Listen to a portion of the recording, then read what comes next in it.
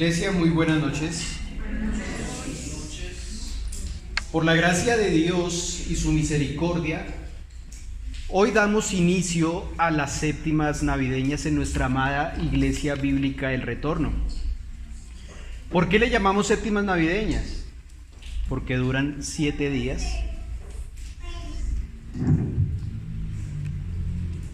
Duran 7 días y durante estos 7 días estaremos estudiando varios detalles referentes al nacimiento de nuestro Señor Jesucristo.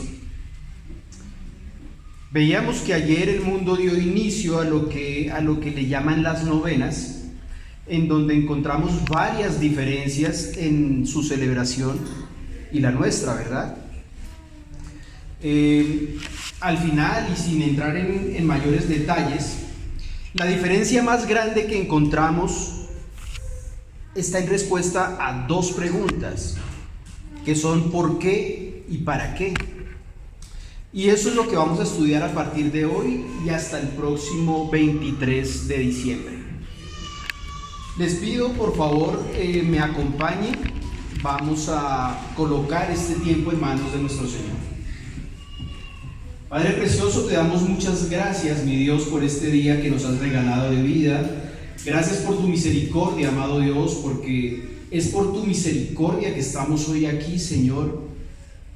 Gracias, Señor, yo te doy por cada uno de mis hermanos acá presentes, porque aquí llegaron, Señor, tú les inquietaste su corazón, los trajiste hasta tu iglesia, Señor, y estamos siendo obedientes, Padre precioso, a lo que tú demandas de nosotros. Nos congregamos porque tú nos mandas a congregarnos, porque estamos aprovechando el tiempo, Señor, y porque no somos ociosos, Padre Santo. El mundo hoy tiene ya otros afanes, los que vemos cada año, cada 12 meses encontramos estos afanes en el mundo, pero el único afán de nosotros, tus hijos, es agradarte y glorificarte, Señor. Edificarnos, aprender de ti lo que tú quieres que nosotros hagamos, la forma en que quieres que vivamos y la forma en que quieres que te sirvamos, amado Señor. Pongo en tus manos ahora este tiempo de enseñanza para que seas tú tomando el control, que nunca lo has perdido, Señor, pero sí te pido es control sobre mis emociones, Padre, sobre lo que voy a decir, que cada palabra que salga de mi boca sea única y exclusivamente para hablar la verdad que está escrita en tu palabra, Señor. Utiliza a tu siervo a tu conveniencia, Señor, porque tú nos colocas y nos quitas acorde a tu voluntad. Te doy gracias y pongo este tiempo en tus manos en el nombre de nuestro Señor Jesucristo. Amén. Les voy a pedir por favor ubiquen sus Biblias en Isaías capítulo 7 versículo 14.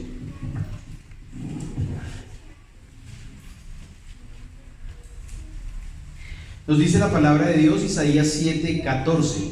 Por tanto, el Señor mismo os dará señal. He aquí que la Virgen concebirá y dará a luz un hijo y llamará su nombre Emmanuel. El día de hoy hemos titulado la enseñanza, la concepción de la gracia. Y como sucede con tantas profecías, esta probablemente tendría 2 significados. Una para la época de Isaías y otra unos años más tarde. Lo que estaba sucediendo en este pasaje es que Isaías estaba instando al rey Acaz a buscar una señal de Dios acerca de la seguridad de Judá en cuanto a sus reinos vecinos. Judá estaba siendo amenazada. Estaba siendo amenazada por sus vecinos y lógicamente pues había una diferencia no solamente en cantidad sino en el poderío militar. Entonces solamente había un camino, que era lo que estaba enseñando e instando Isaías al rey Acaz. Y Acaz notoriamente, tosudo e impío, se negó a hacerlo. Al ver esto, Isaías enfatizó que la señal era que nacería un niño y antes que saliera de su niñez, los enemigos a los que Judá temía serían destruidos. Solo 12 años después, el reino del norte caía para siempre. No lo vamos a leer, pero tome nota de los pasajes. Génesis 3:15 nos dice que vendría uno de la simiente de una mujer. Ya estaba anunciando que vendría un Salvador. Hoy Isaías 7:14 nos está diciendo cómo es que vendría este del que se estaba hablando en Génesis. Para entender bien este pasaje, mis amados, debemos conocer el significado que esta profecía tenía en los tiempos de Isaías. ¿Y qué era lo que estaba sucediendo en estos días? El reino estaba dividido en el reino del norte, en donde reinaba el rey Peca, y el reino del sur dirigido por el rey Acaz. Cuando hablamos de la división de los reinos, no estamos hablando únicamente de la separación física y política, sino que se relata el conflicto constante entre ellos. Aparte podemos ver que al norte del reino se encontraban también los asirios, quienes querían conformar un imperio. Los asirios, para expandirse, lo que hacían era invadir a otros pueblos y someterlos de una manera violenta a la esclavitud y al yugo. Esclavizaban a los hombres y lógicamente tomaban a sus mujeres y sus niños. Eran forzados a vivir en la esclavitud. De hecho, al mirar el versículo 1 de Isaías 7, podemos notar la amenaza que estaba enfrentando el rey Acaz. Nos dice el versículo 1: aconteció en los días de Acaz, hijo de Jotam, hijo de Usías, rey de Judá, que Resín, rey de Siria, y Pecá, hijo de Remalías, rey de Israel, subieron contra Jerusalén para combatirla, pero no la pudieron tomar. Resín y Pecá están tratando de conquistar al pueblo de Acaz a la fuerza. Normalmente, y se sigue viendo, cuando una población o un país o un imperio quiere conquistar a otro, lo hace usándolo por la fuerza. Tenemos un ejemplo latente y lo venimos estudiando año tras año desde el inicio de este conflicto que tenemos en Ucrania, entre Ucrania y Rusia. Pero al igual que ellos, el reino de Judá también teme a una invasión por parte de los asirios. Es decir, les convendría más unirse los tres en ese momento para combatir a los asirios, pero cada uno buscaba su beneficio propio. Judá estaba rodeada por tres enemigos y a simple vista se podría decir que todo estaba perdido. ¿Cómo podrían reaccionar ellos en un posible enfrentamiento contra 2 o 3 ejércitos?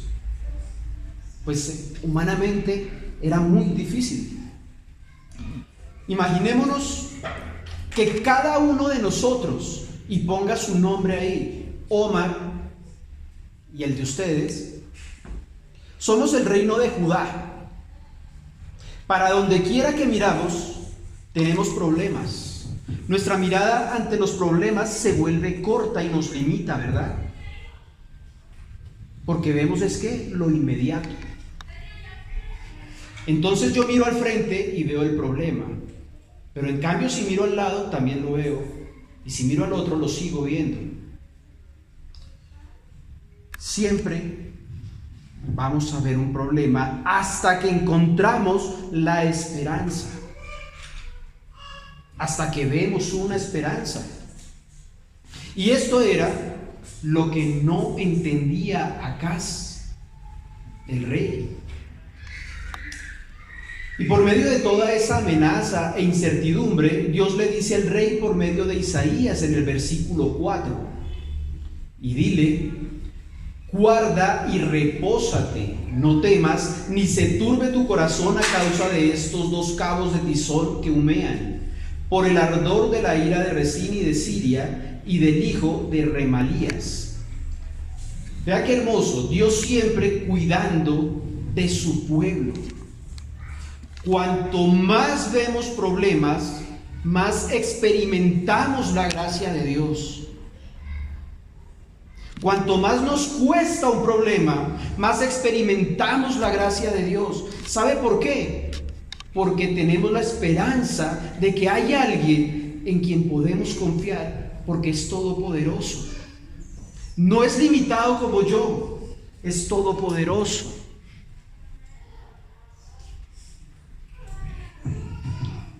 Lógicamente, es necesario que le creamos a Dios para llegar a ello.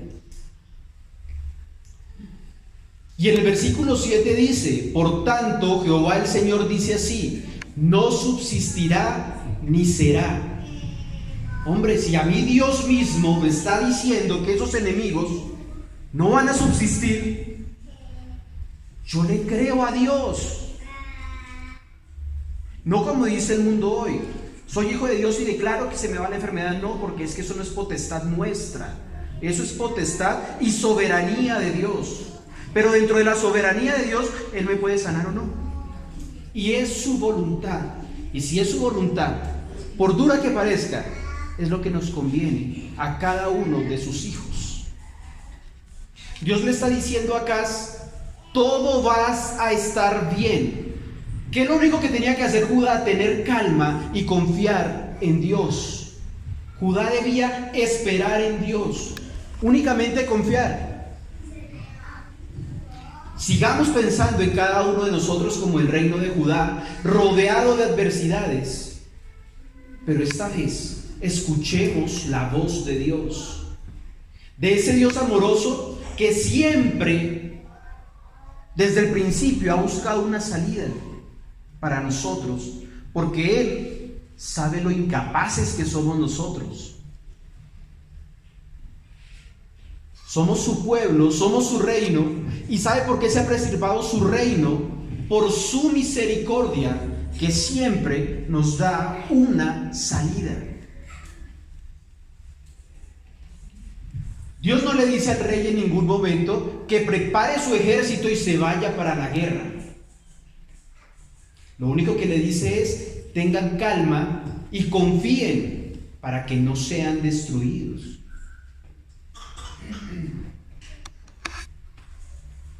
Yo pienso y digo: wow, es que es como si me estuviera diciendo Omar: ten calma y confía. Saben, mis amados, no hagamos nada por nosotros mismos, porque nuestra competencia proviene de Dios. Entonces, ¿por qué queremos o pretendemos que con nuestras acciones le vamos a ayudar a Dios? ¿Será que somos competentes para ayudarle a Dios? Miren lo que estaba haciendo Acaz. Tenía una salida clara, pero él no creía en esta salida. Por el contrario, ¿cuál fue su actitud? ¿Sabe qué es lo más triste, mis amados hermanos? Que todavía podemos ver esta actitud. El rey Acaz no creyó en las palabras de nuestro Señor por medio del profeta Isaías.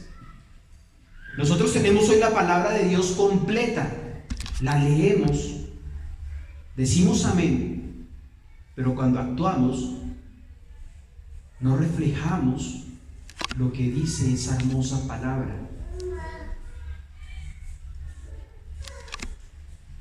Y esto ha pasado desde siempre. Lo vimos con Adán y Eva en el principio, ¿no? Pero pasa hoy.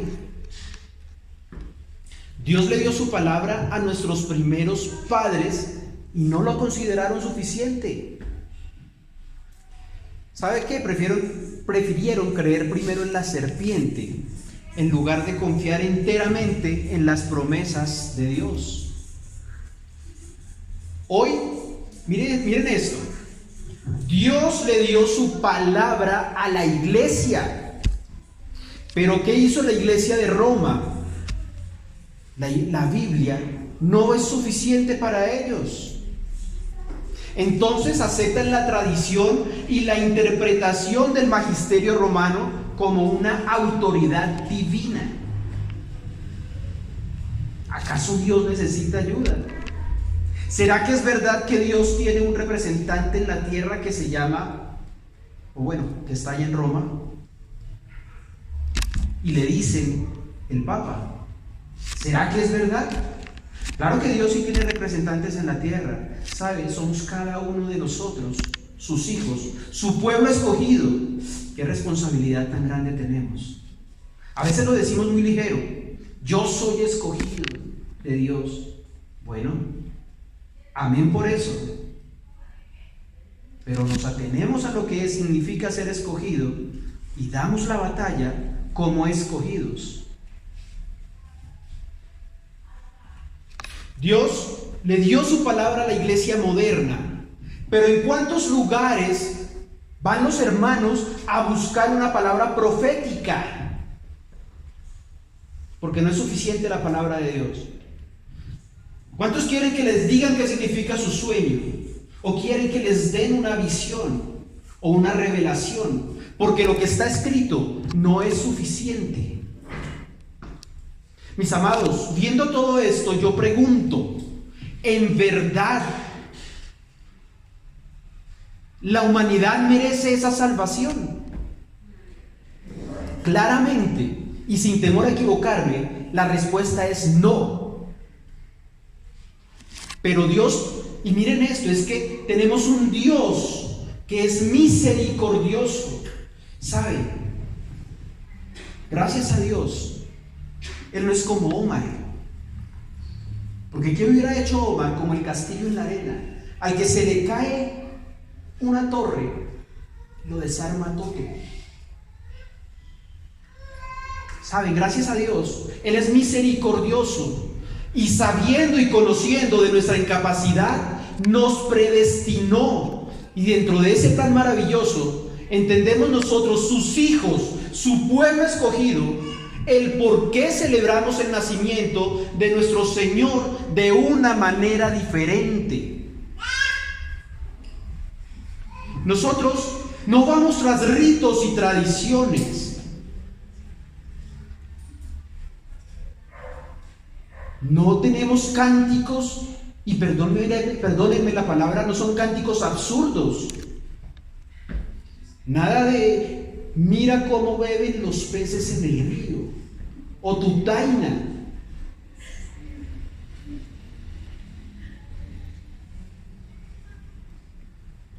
No con tradiciones, no con ritos, porque ¿sabe quiénes son los que beben? No son los peces en el río, son ellos cada vez que terminan de rezar una novena.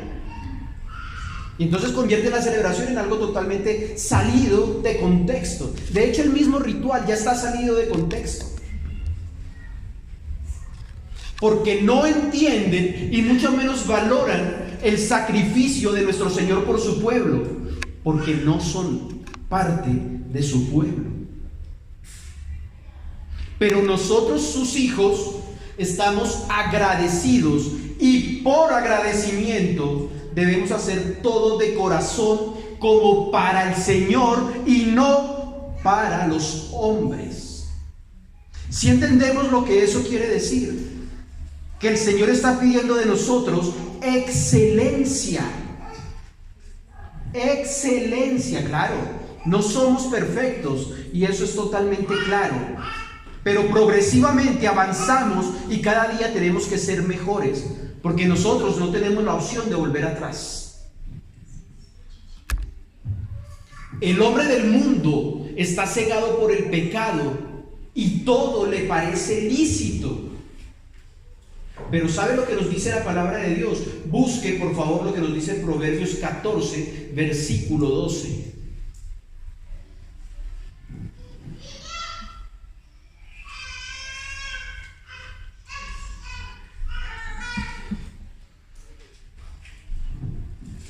Proverbios 14:12 nos dice: hay camino que al hombre le parece derecho, pero su fin es camino de muerte.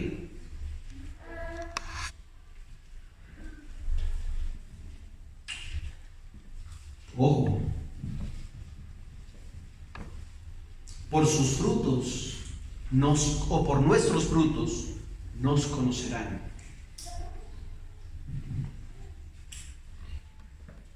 Pero ¿qué pasaba con el rey Acaz? Él por su parte tenía un plan. Para él no fue suficiente el mensaje de Dios. Él tenía un plan. Y le voy a pedir, vaya por favor a Segunda de Reyes, capítulo 16, versículos 7 y 8.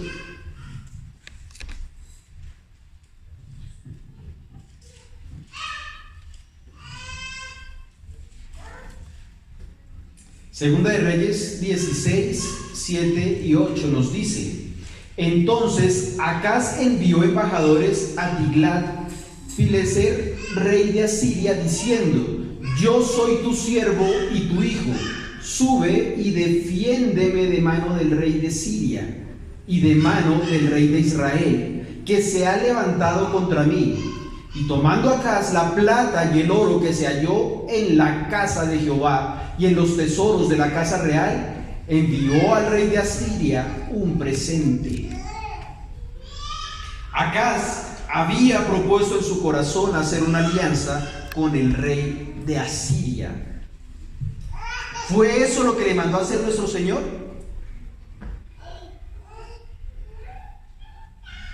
Pero él fue en contravía.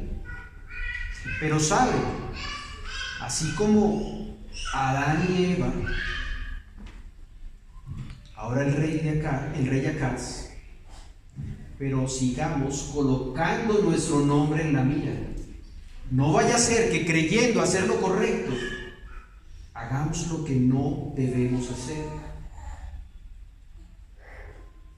El que crea estar firme, mire, que no caiga.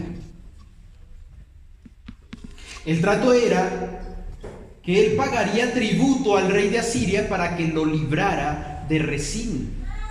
Lo más triste es que Acaz, habiendo tomado del mismo oro que pertenecía al templo de Dios, prefirió ofender la santidad de la casa de Dios, hacer alianza con un rey pagano, que confiar en Dios mismo, quien le había enviado un mensaje directo y claro: espere y confíe. ¿Sabe? En el esperar hay prudencia y sabiduría. No crea que esperar es no hacer nada. No crea que esperar es no hacer nada. Nos impacientamos muchas veces porque queremos respuestas inmediatas. Y eso nos lleva a hacer lo que no está bien. Estábamos hablando al principio, mi hermano nos explicaba sobre el nombre de Jehová Jireh, proveedor. Es proveedor. Y lo sabemos, porque todos aquí lo sabemos. Pero cuando nos llega el momento de pagar y no vemos el dinero inmediatamente, ¡wow! ¡Qué desespero! Y el desespero nos lleva, primero, a que flaquee nuestra fe. Porque nos desesperamos es porque no estamos fuertes en nuestra fe. Y a tomar decisiones en nuestra carne. Y por experiencia propia se los puedo decir que grave error es tomar decisiones en la carne. Porque Dios sí nos restaura, nos perdona. Pero ojo, mucho cuidado. Porque estamos llamados a buscar la excelencia delante de Dios. Acaz le dio la espalda a un Dios verdadero que lo podía librar sin necesidad de hacer nada más. Menos mal que eso solo le pasaba al rey Acaz, y que era solo para esa época, ¿no? Menos mal que a ninguno de nosotros aquí nos pasa eso. Por eso, cuando Isaías se para delante del rey, leemos en el capítulo 7, versículos 10 al 12. Habló también Jehová a Acaz diciendo: pide para ti señal de Jehová tu Dios, demandándola ya sea de abajo en lo profundo o de arriba en lo alto. Y respondió Acaz, y ojo a esta respuesta, porque me es familiar. No pediré y no tentaré a Jehová. Una respuesta que ante los oídos de los demás es correcta, o puede llegar a ser correcta. Pero si ya había recibido un mandato del Señor, ¿de verdad se ajusta a la voluntad de Dios? Es que muchas veces lo que decimos, o en lo que decimos, podemos sonar espirituales. Y sabe, para nosotros ya no es difícil sonar espirituales, porque conocemos la palabra como la conoce Satanás. Por eso Satanás quiso tentar a nuestro Señor con la palabra. Pero la diferencia es que nosotros sí caemos, porque nuestra fe flaquea, porque no confiamos, porque vemos que nuestro problema es más grande que Goliat.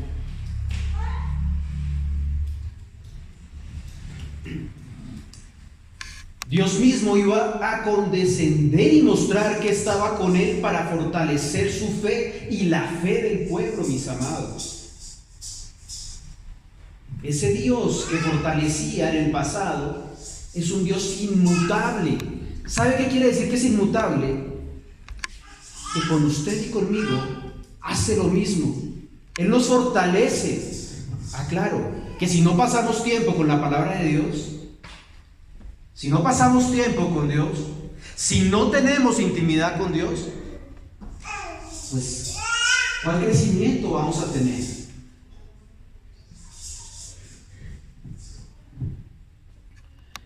Acaz rechaza la señal con la ojo a esto. Acaz rechaza la señal con la aparente piedad, diciendo que él no iba a tentar a Dios pidiendo una señal. Pero no era piedad, mis amados. Más bien, Acaz ya sabía lo que iba a hacer porque ya lo había determinado. Ya su corazón estaba envenenado con el pecado y lo iba a hacer. La desobediencia natural del hombre aflorando, sin escrúpulos. De ninguna manera él ya iba a confiar en Dios. De ninguna manera iba a esperar la salvación de Dios. Porque él ya tenía decidido el curso de acción que iba a tomar. Y saben, esto nos lleva a pensar que somos responsables por lo que hagamos o dejemos de hacer. Es que Judas, cuando se ahorcó, no era pobrecito, porque estaba dentro del plan de Dios.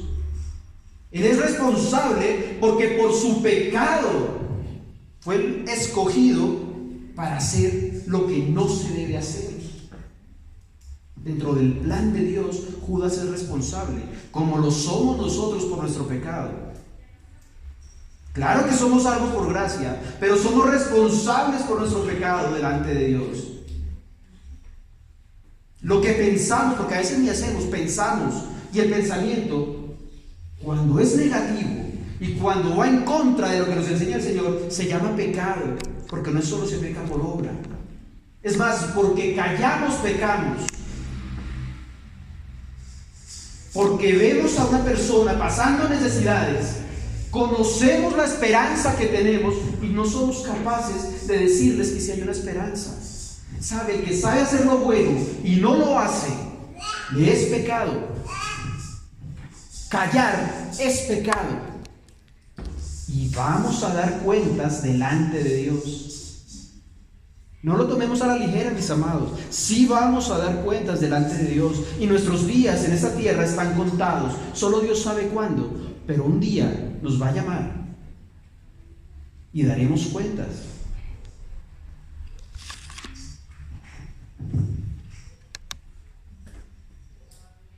Pero una vez más, mis amados, vemos la mano de Dios con su pueblo. Es que Dios es amoroso, es misericordioso y es justo. Si algo sabemos nosotros es que la Biblia nos enseña que Dios nunca abandona a su pueblo.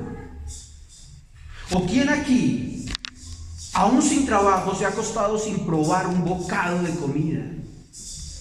o ha tenido que pasar frío o estar desnudo en la calle. Dios siempre provee lo que necesitamos y acorde a su voluntad.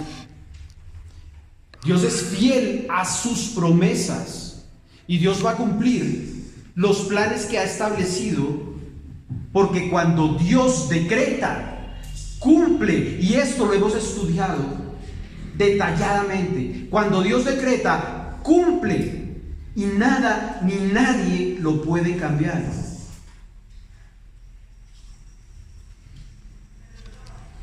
Miren, no es cierto ese dicho que escuchamos en el mundo, malintencionado además, cuando escuchamos que dicen que árbol que nace torcido nunca su tronco endereza. Porque entonces este nacimiento de nuestro Señor hubiese sido en vano.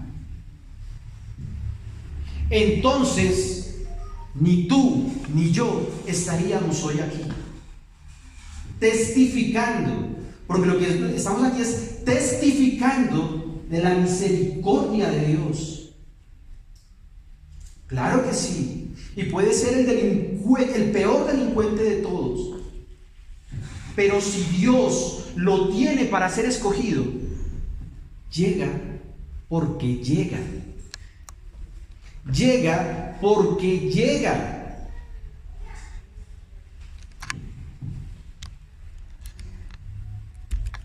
Acaz iba a tomar las cosas en sus propias manos y a hacer lo necesario, aún lo prohibido por Dios, para salvarse a sí mismo, porque estaba enceguecido por el poder.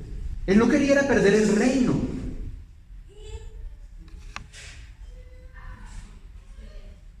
El hombre enceguecido por el poder. Pero una vez más, hombre, Dios cuidando de su pueblo. Dios va a enviar su salvación al hombre que tiene escogido, sí o sí.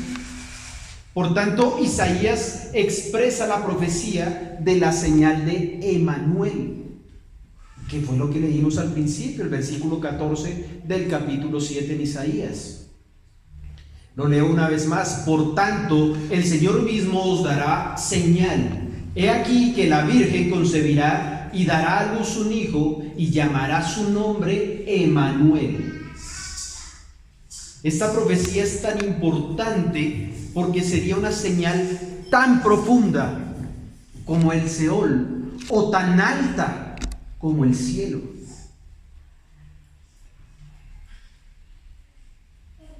Esta profecía no solamente le dio la esperanza a Judá en ese momento, sino que hoy nos sigue dando esperanza para los que están perdidos. Porque el Señor no llega tarde, llega a la vida de cada uno cuando tiene que llegar. Ahora bien, seguimos siendo responsables delante de Dios. Nacería un niño, y antes que este niño supiera la diferencia entre lo malo y lo bueno, el reino de Resín y de Pecá llegarían a su fin, como lo pueden ver más adelante en los versículos 15 y 16, que se los dejo para que lo lean ustedes en casa. Y este niño sería conocido como Emanuel, que significa Dios con nosotros. ¿Saben? Este nombre es eterno, Dios con nosotros. Él llegó y nunca se va. Nunca se va. Entonces, ¿por qué no tenemos esperanzas? Y es fácil, claro. Es fácil perder la esperanza si no estamos fundamentados y cimentados en la fe con nuestro Señor. Es que sin fe es imposible agradar a Dios. ¿Sí sabían eso? Sin fe es imposible agradar a Dios.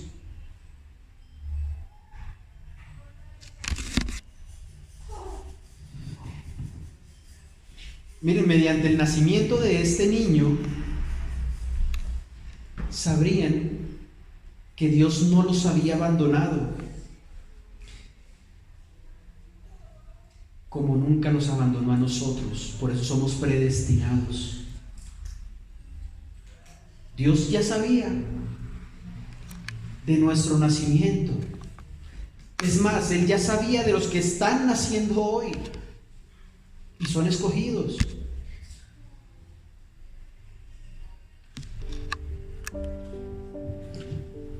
Es nuestro Dios amando a su pueblo.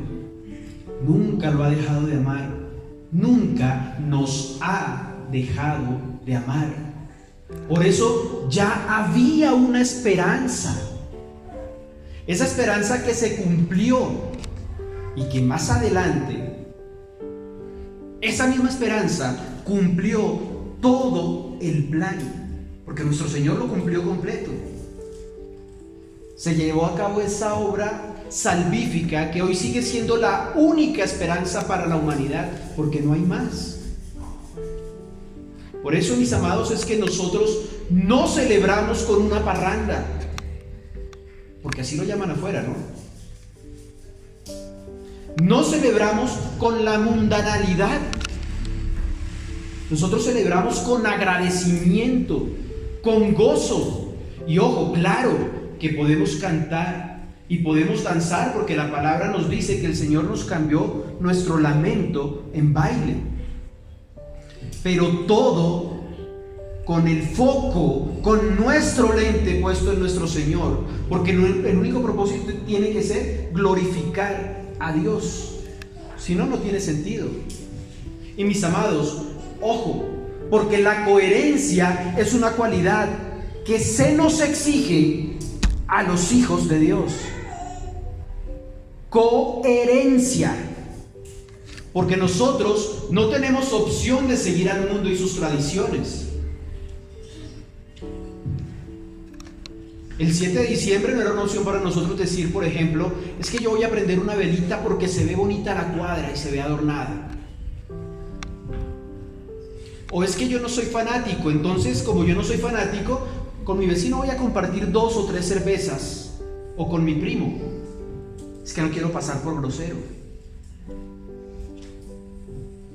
No, mis amados, de nosotros se demanda ser y vivir como embajadores, ser representantes de Dios, porque aquí estamos como extranjeros.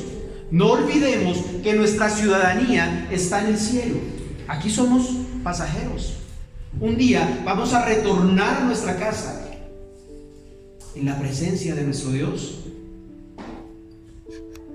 Colosenses 3:12 nos dice: vestíos como escogidos, mis amados. Y eso significa ser representante de Dios.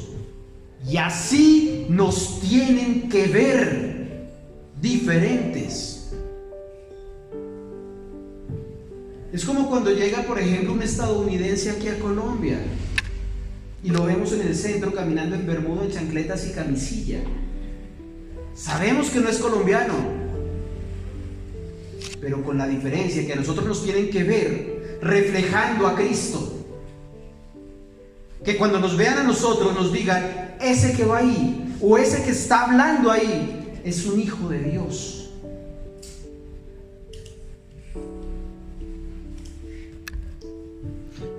Es que celebrar la Navidad no se limita a los regalos y la buena comida. No significa que hay que desbordarse en las celebraciones como lo hace el mundo. La Navidad la celebramos porque conmemoramos que nuestro Señor Jesucristo vino a este mundo siendo Dios. Se hizo hombre, murió y resucitó por amor a nosotros, sus hijos. Ahora entiéndame bien, no hay nada de malo en dar regalos y comer rico. Mucho menos hay algo de malo en recibir los regalos. No hay nada de malo en pasar tiempo en familia y comerse un buen pernil o un pavo o lo que Dios provea. Lo que no puede pasar, y óigalo bien, es que le quitemos la gloria a Dios por darle paso a una celebración desbordada con los deseos de la carne. Mis amados, tenemos una responsabilidad grande, porque lo que estamos conmemorando el día de hoy, aunque no se cumpla con el calendario, pero lo que estamos celebrando es que nuestro Señor Jesucristo un día nació y cumplió todo el plan para que tú y yo tuviéramos la tranquilidad de estar sentados aquí, sabiendo que no tenemos que hacer ningún sacrificio, sino solamente esperar y confiar en obediencia a nuestro Dios. Oremos. Amado Dios, te damos gracias, Padre, por este día que nos has regalado. Gracias por tu palabra, por tu enseñanza, Señor. Gracias, Padre, porque entendemos que hay un propósito al ser escogidos, Padre, y al ser llamados tus hijos. Cuida de tu pueblo, Señor, cuida de tu iglesia, porque entendemos que aquí, en este lado del mundo, podemos predicar con toda tranquilidad, Señor, pero hay partes en donde se considera un delito cargar simplemente la Biblia, Señor. Por eso te pedimos, cuides a nuestros hermanos, pero también sabemos que tú cumples tu plan por medio de ellos. Padre, te oramos también por los diezmos y las ofrendas, Padre amado, porque tenemos claro que es un mandato que tú también has establecido, amado Dios, y queremos ser obedientes. De todo nos vas a tomar cuenta, Señor. Te damos gracias y ponemos el regreso a nuestros hogares en tus manos. En el nombre de nuestro Señor Jesucristo. Amén.